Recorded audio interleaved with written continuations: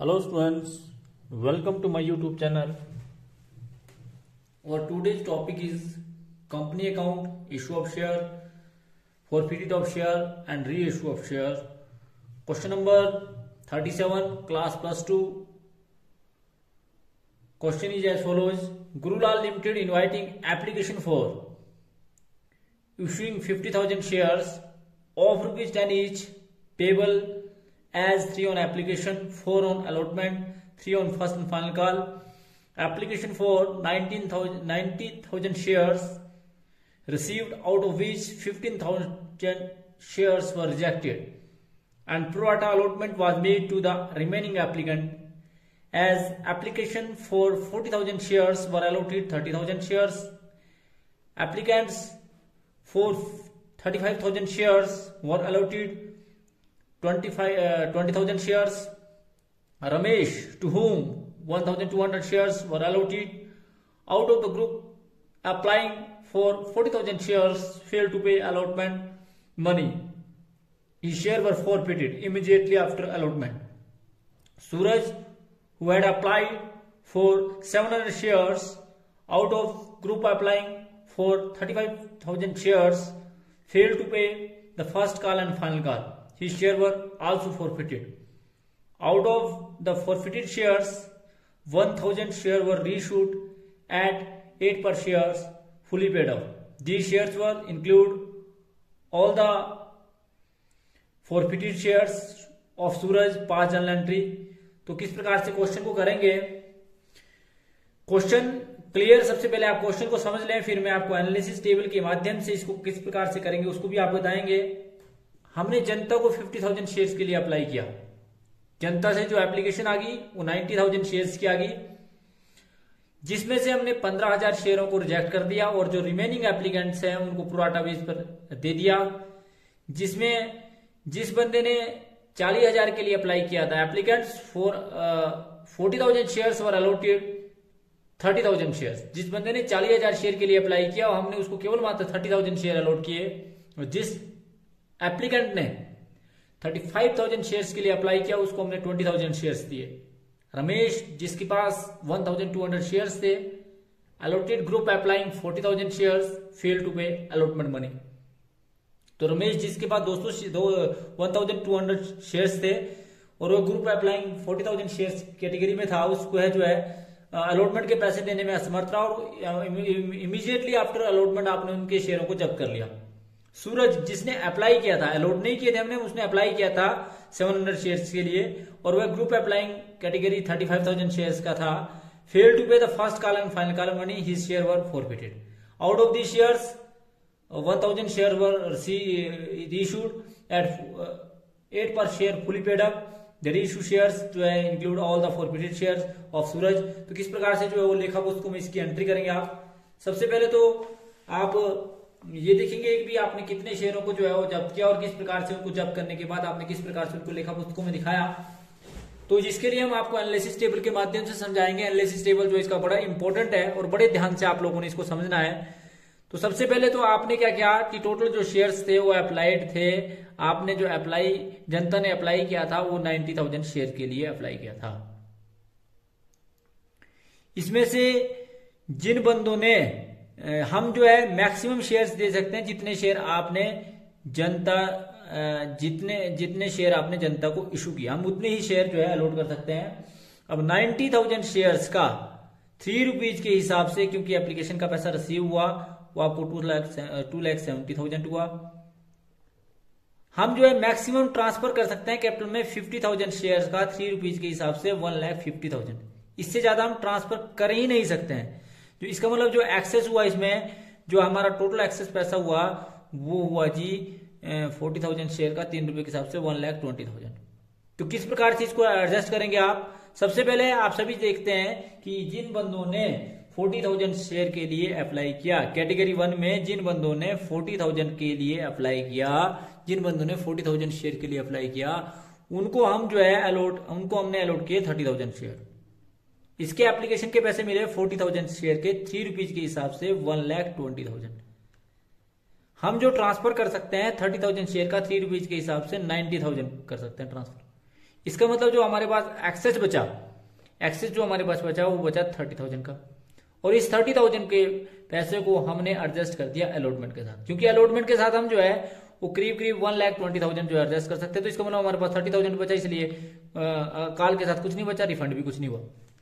फिर जो category second में है, कैटेगरी सेकंड में आप लोगों ने देखा कि जिन बंदों ने 35 शेयर के लिए अप्लाई किया, जिन बंदों ने 35 शेयर के लिए अप्लाई किया उनको हमने अलॉट किए 20,000 शेयर। इसका मतलब क्या है कि जिस बंदे ने 35,000 के लिए अप्लाई किया उसके जो हमारे को एप्लीकेशन के पैसे रिसीव हुए वो है 1,05,000। हम मैक्सिमम ट्रांसफर कर सकते हैं 60,000। इसका मतलब है कि जो आपका 45,000 है वो आपका एक्सेस बच गया, और जो एक्सेस बचा वो आपका एडजस्टमेंट हो गया अलॉटमेंट के साथ, क्योंकि प्रोराटा अलॉटमेंट करनी है और कुछ भी रिफंड नहीं हुआ। अब आपके पास बचे 15,000 शेयर, और 15,000 शेयर यहाँ कुछ नहीं बचा। तो जिन बंदों ने 15,000 शेयर के लिए अप्लाई किया उनका एप्लीकेशन का पैसा आपको मिला होगा 45,000। ये कैपिटल में हम ट्रांसफर कर नहीं सकते क्योंकि टोटल कैपिटल का हो गया अपना, और एक्सेस जो आपके पास आया वो आपका 45,000 है। और जो ये सारा का सारा पैसा है इसको आप जो है क्या करेंगे, रिफंड करेंगे, क्योंकि एक्सेस एप्लीकेशन मनी विल भी आपने रिजेक्ट कर दी।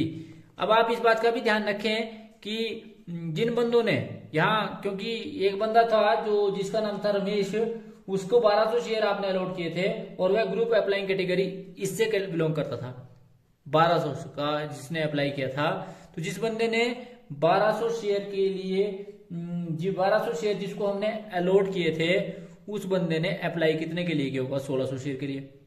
क्योंकि अगर इसको आप करें कि आप इसका अलॉटेड निकालें, तो जिसमें मैंने आपको अभी मैं आपको नीचे भी बताया कि if share allotted 30,000 then apply उसने 40,000 के लिए किया होगा, और इफ शेयर अलॉटेड जो आपके 1 है तो उसने अप्लाई कितने के लिए किया होगा, 40,000 अपॉन 30,000।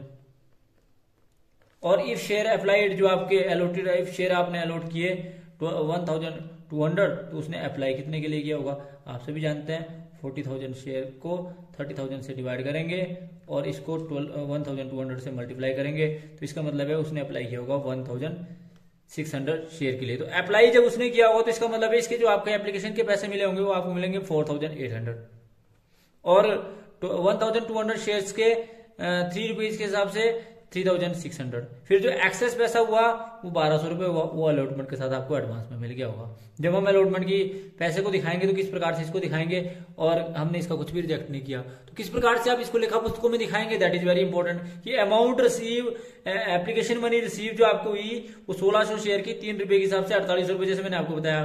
तो इसका मतलब है कि आपको रिक्वायर्ड कितनी है, 1200 शेयर की 3 रुपए के हिसाब से 36 रुपए। इसका मतलब है एडवांस रिसीव कितना हुआ आपको अलॉटमेंट का, 1200 रुपए। तो जो टोटल अमाउंट आपका ड्यू हुआ अलॉटमेंट के टाइम में वो कितना हुआ, 2 लाख। वो कैसे, 1 लाख शेयर्स का 50,000 शेयर्स का 4 रुपीज के हिसाब से आपका 2 लाख ड्यू हुआ, जिसमें से आपको ऑलरेडी मिल गया 75,000, जो आपने यहां दिखाया कि आपको 75,000 जो है वो ऑलरेडी मिल गया यहाँ पे 75,000। ठीक है जी, और ये 75,000 आपको मिल गया। तो इसका मतलब है कि आप कितना बचा, 1,25,000 आपको आना था, जिसमें से काल से नहीं रही। एक बंदा जिसके पास 1200 शेयर थे उसने 4 रुपए के हिसाब से नहीं दिया 48 रुपए, परंतु इसके ऑलरेडी कितने रिसीव हुए दिखाया मैंने आपको 1200 रुपए, ये 1200 रुपए। तो इसका मतलब अब कितना मिलेगा, 36 रुपए। तो टोटल कितना होगा, 1,21,400। ये मैंने आपको वर्किंग नोट समझा रहा हूँ, क्वेश्चन को करने से पहले आपको क्वेश्चन को समझना जरूरी है। तो इसका वर्किंग नोट मैंने आपको कराया भी किस प्रकार से क्वेश्चन को करेंगे। तो 1,21,400 रुपए 1,21,400 आपको अलॉटमेंट के टाइम में रिसीव होगा। अब दूसरा एक बंदा वो था सूरज, जिसके पास 700 शेयर्स थे। जिस बंदे के पास 700 शेयर्स थे, जिसको आपने शेयर 700 शेयर के लिए जिसने अप्लाई किया था, उस बंदे को आपने अलॉट कितने किए होंगे यहां पर इस कैटेगरी में, तो उसने उसके लिए उसको जो हमने अलॉट किए होंगे वो किए होंगे 400। कैसे बोला, क्योंकि आप सभी जानते हैं कि इफ शेयर अप्लाइड 35,000 देन उसने उसको अलॉट किया हमने 20,000 शेयर्स, और इफ 1 देन अलॉटेड 20,000 बटा 35, तो हमने काटा तो आपके पास आया 400 शेयर्स। तो इसका मतलब है कि आपने 700 शेयर का जिसने अप्लाई किया था उसको हमने अलॉट किए थे 400 शेयर। तो 400 शेयर के हिसाब से आपको फर्स्ट और फाइनल कॉल का पैसा नहीं आएगा, इसका आपने विशेष ध्यान रखना है। ये भी आपका बड़ी इंपॉर्टेंट बात थी। अब क्वेश्चन को करते हैं, क्योंकि क्वेश्चन को आपने एनालिसिस टेबल को ध्यान से समझ लिया होगा। बार बार आप एनालिसिस टेबल को देखेंगे क्योंकि एनालिसिस टेबल जो है बड़ा इंपॉर्टेंट टेबल है, जिससे आपको क्वेश्चन को समझने में थोड़ी आसानी होगी। तो ये आपने बनाना है और जिसके आधार पर आपने इसको समझना है। तो क्वेश्चन नंबर 37 की हम सबसे पहले हम इसकी, क्योंकि जर्नल एंट्री करने को बोला है, तो हम इसकी जर्नल एंट्री करेंगे, जिसको मैंने आपको ब्रीफ में समझाया सबसे पहले। तो सबसे पहले आपको एप्लीकेशन का पैसा रिसीव हुआ, एप्लीकेशन का पैसा आपको रिसीव हुआ होगा 90,000 शेयर का 3 रुपीज के हिसाब से 2,70,000। टोटल जो आपको पैसा रिसीव हुआ है 2,70,000, जिसके लिए आपने एंट्री करी bank account FB2 share application account 2,70,000 और 2,70,000, जिसके लिए आपने रेशन लिखी कि being share application money receive. फिर शेयर एप्लीकेशन मनी को आपने ट्रांसफर किया, क्या किया आपने? शेयर एप्लीकेशन मनी को ट्रांसफर किया, कहां? शेयर कैपिटल में। तो जिसके लिए आपने एंट्री करनी है शेयर एप्लीकेशन अकाउंट डेबिट 2,70,000। आप कैपिटल में ट्रांसफर कर सकते हैं 50,000 शेयर का, क्योंकि जितने शेयर आप इशू करते हैं उससे ज्यादा आप ट्रांसफर कर नहीं सकते हैं, तो 1,50,000।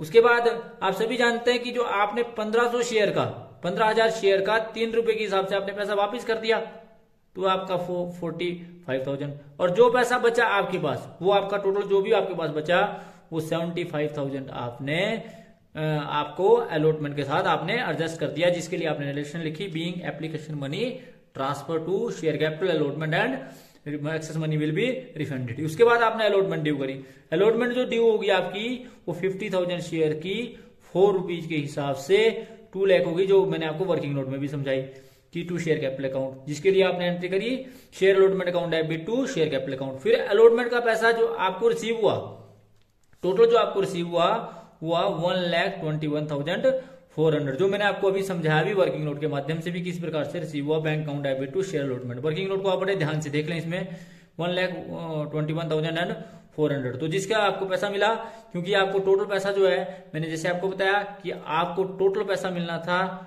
2 लाख रुपीज, जिसमें से आपको 75,000 एडवांस में मिल गया, और उसके बाद जो आपको नहीं मिला वो भी मैंने आपको समझाया भी, यहाँ पर मैंने आपको वर्किंग नोट में समझाया था कि जो आपको नहीं मिला वो 3,600 नहीं मिला, तो ये आपका टोटल जो मिला आपको वो मिला 1,21,400। फिर आपने इन शेयरों को इमीडिएटली आफ्टर अलॉटमेंट आपने इन शेयरों को जब्त कर लिया। कितने शेयरों को जब्त किया आपने? 1200 शेयर को। कितने रुपए के हिसाब से कॉल्ड अप था? 7 रुपए के हिसाब से। तो 12 7 8400 रुपए जो आपका वो 8,400 आपका कॉल्ड अप अमाउंट से शेयर कैपिटल आ गई। और जो पैसा आपको अलॉटमेंट का नहीं मिला, जो आपको नहीं मिला वो था जी 3,600, जो मैंने आपको अलॉटमेंट के टाइम में बताया, और 2 शेयर फॉरवर्ड में चला गया आपका 4,800। तो इस प्रकार से इन शेयरों को आपने जब्त कर लिया, जो आपने सारे के सारे शेयर जब्त किए उनका आपने दिखाया। उसके बाद इसके लिए आपने रेशन लिखी कि being share forfeited for non payment of allotment money. फिर आपने फर्स्ट कॉल ड्यू करी। फर्स्ट कॉल आप सभी जानते हैं कि आप फर्स्ट कॉल जब आप ड्यू करेंगे तो जिसमें से आपने 1200 शेयर जब्त कर लिए, तो 1200 शेयर जब आपने जब्त कर लिए तो 50,000 में से 1200 गए, तो आपके पास आया 48,800। 48,800 को आपने 3 से मल्टीप्लाई किया, 3 से मल्टीप्लाई किया तो आपके पास जो आपका टोटल पैसा आना था वो आपका आना था 1,46,400। तो जो आपने ड्यू किया, फिर टू शेयर कैपिटल अकाउंट 1,46,400, जिसके लिए आपने एंट्री करी share first call account FB2 share capital 1,46,400 being share first and final call money due. फिर आपने इसका पैसा रिसीव किया, तो रिसीव जो आपको हुआ 1,46,400 में से, क्योंकि आपने अप्लाई तो उसने 700 के लिए किया था, परंतु आपने अलॉट किए थे 400 शेयर, तो इसका मतलब है 1200 रुपए आपको नहीं मिला। तो जो आपको पैसा मिला वो मिला 1,45,200, और जिसके लिए आपने एंट्री करी bank account debit to share first and final call 1,45,200। Immediately after first call and final call the share were also forfeited. और इन शेयरों को जब आपने जब्त किया तो किस प्रकार से आपने इनको जब्त किया, क्योंकि आप सभी जानते हैं कि 400 share at the rate of ₹10 each, that is 4,000। और जो आपको फर्स्ट एंड फाइनल कॉल का पैसा नहीं मिला वो नहीं मिला 1,200, और जो पैसा मिला वो आपने कर दिया जी 2,800। और फिर आपने क्या किया, इसमें से जो है आपने 1,000 शेयर जो है वो रीइशू कर दिए। जब आपने रीइशू किए 1,000 शेयर, और कितने रुपए के हिसाब से? 8 रुपए के हिसाब से। और जब आपने 8 रुपए के हिसाब से रीइशू किए तो टोटल पैसा आपको 8,000 आया। आपको नुकसान हुआ 1000 शेयर का 2 रुपए के हिसाब से 2000 रुपए, और जो आपने कैपिटल में ट्रांसफर किया वो किया जी आपका total 10,000 being share issued at reissue at discount, जिसके लिए आपने एंट्री करी। उसके बाद आपने क्या किया कि जो बैलेंस अमाउंट बचा, आप जिन शेयरों का था उनको में से उनको आपने फॉरफिट कर दिया, और जो बैलेंस अमाउंट बचा उसको आपने कैपिटल लेजर में ट्रांसफर कर दिया। तो कैपिटल लेजर में जब आप ट्रांसफर करेंगे तो आप एंट्री करेंगे share forfeit account debit to capital ledger, और share forfeit account debit to capital ledger में जो जाएगा वो जाएगा जी 3200 डेबिट, और to capital ledger 3200 being for profit on reissue transfer to capital ledger. इस प्रकार से जो है आपने इसकी एंट्री करी, और इस प्रकार से आपने इसको लेखा पुस्तकों में दिखाया। तो ये था जी आपका question number 37। Thanks for watching the video. Please like and subscribe my channel and press bell icon for next notification. Thank you.